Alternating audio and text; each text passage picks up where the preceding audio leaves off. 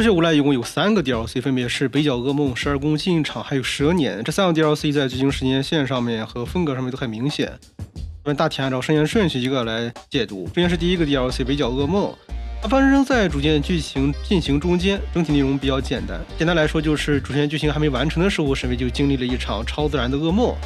剧情里他和自己的女友，也就是那位黑客女孩阿平约会时，突然遭到了清朝僵尸的袭击。幕后黑手是一个叫做笑脸猫的角色，但是几十年前被西安一三合会杀害的黑帮成员，他死得很惨，他的尸体被绞碎，还被喂了猫，所以复活之后他才变成了戴着笑脸猫面具的人。整个 DLC 里面会大量出现之前主线已经死去的角色。这 DLC 最有意思的地方就是完美贴合了香港本土特色。热血无赖虽然全球发行，但是香港最经典最出名的就是老式香港僵尸恐怖片了，这原本非常受大家喜欢的。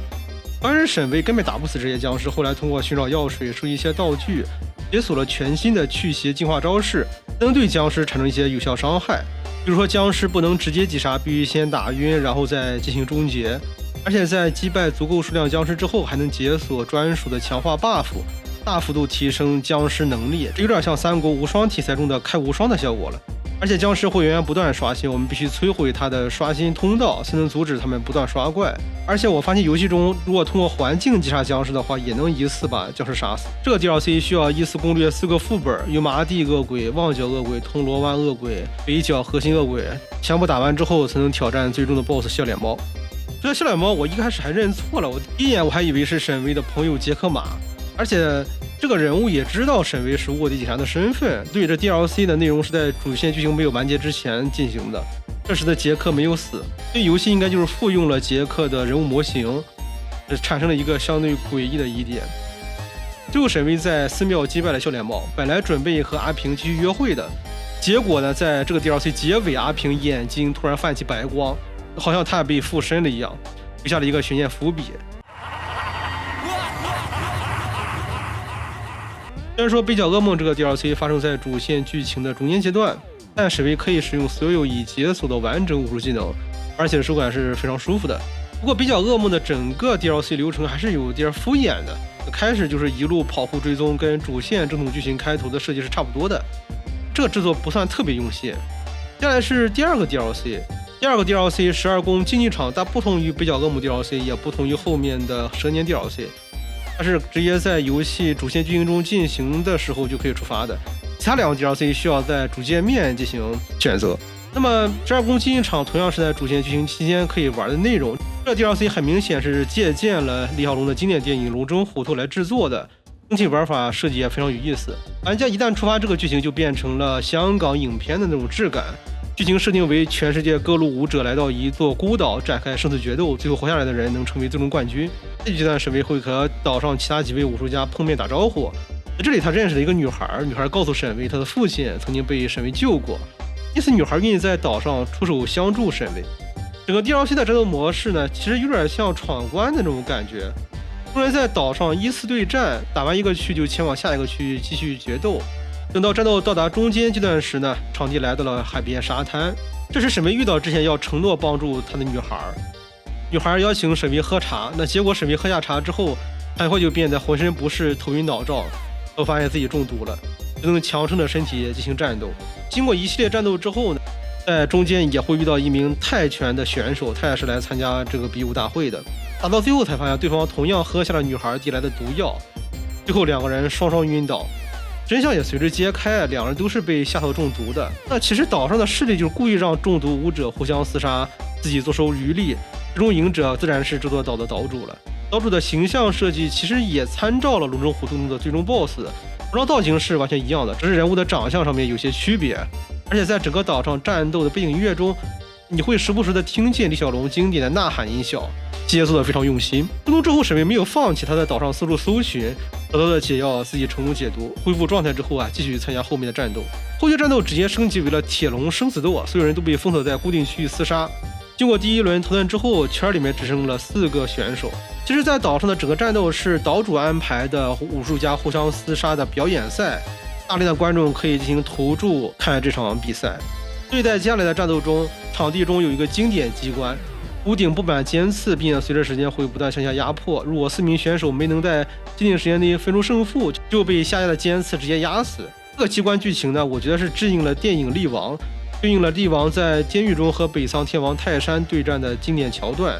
游戏几乎沿用了这个设定。最后沈巍成功杀入重围，然后一路追击岛主。值得吐槽的是，整个追击岛主的这个过程实在太长了，一直在路上跑。最后沈巍成功击败岛主，结尾处决岛主的终结动作也是符合了李小龙在电影里表现的断头台的终结招式。这个 DLC 的全部剧情过场动画还特意还原了90年代香港电影的质感，镜头运镜、画面模糊效果、低分辨率画质、画面频闪特效全部一一复制了，怀旧氛围感直接拉满。最后一个 DLC 是蛇人 DLC， 它是最后发行一个 DLC， 也算是官方正统的剧情续写，但是在主线剧情全部结束之后，精彩程度拉满。这 DLC 的开头是非常有趣的。主线结束之后，沈巍虽然立功无数，但因为任务过程中破坏了大量的建筑，杀伐手段过于残暴，警队高层非常反感他，直接把他贬去当了交通警察。但剧情其实完全借鉴了《逃学威龙》的设定，在电影里面，朱晶晶和曹达华完成第一步的任务之后，本应该升官的，结果功劳被曹达华抢走，朱晶晶被贬成了交通警察，是经典的搞笑名场面。没什么嘛，这是我们应该做的嘛，没什么特别。你实在太谦虚了。你想调哪里啊？警察单位哪个部门最危险呢？刑事组。我想进刑事组。你去了刑事组，那我该怎么办啊？我干脆去当交通警察算了。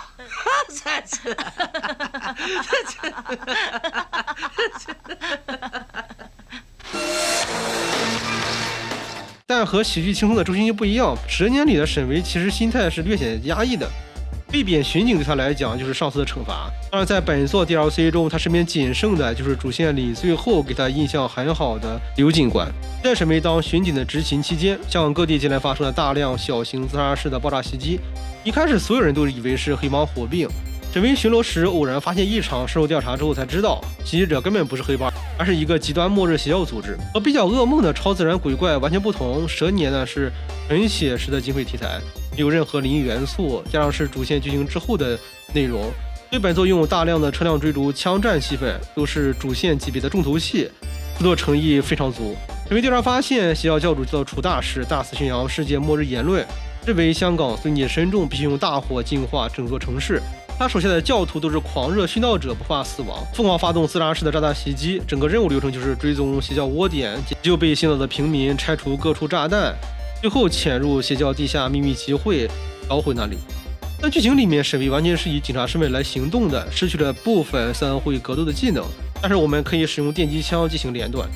后期还可以使用各类枪械进行枪战，整体玩法多数情况下也从杀人变成了逮捕敌人，是偏向纯正的警察执法玩法。邪教最终的阴谋是在除夕夜的维多利亚港烟花晚会当晚，在烟花中心引爆巨型炸弹，炸毁整个维多利亚港和市中心，完成所谓的末日进化。游戏开头还有蛇年喜庆欢乐的场景，有舞狮的这种新年气氛，而越往后剧情越紧张，一路追查下去，沈巍最终找到了出大师。大师被击败之后啊，还十分嚣张，以为自己被抓也晚了，手下肯定已经布满了定时炸弹。可实际上，所有的炸弹早就被沈巍全部拆除了。出大师颜面尽失，纯纯的小丑。可以看得出来，蛇年 DLC 也有大量致敬纪念港片和电影的桥段，剧情熟悉又好玩。最后，沈巍再次拯救了香港，重新立功，恢复警队身份，成为警队的精英特工。同时，这似乎也是官方给出的最终结局，沈巍彻底告别了三合会，回归了警察正义的立场。总结下这3个 DLC， 比较噩梦是非正式娱乐的超自然僵尸内容，12宫竞技场是主要致敬龙争虎斗的孤岛比武玩法，蛇年的制作则更加精良，内容完整全面，战斗场面宏大。这3个 DLC 也是热血无赖留给我们最后的精彩内容了。可惜后续的正统续作《热血无赖2》无疾而终。改编的电影《热血无赖》在近期说剧本已经写完，但是开拍时间也没有确定下来。那本期视频就到这里结束了。如果你喜欢本期视频的话，欢迎点赞关注，这对我很重要。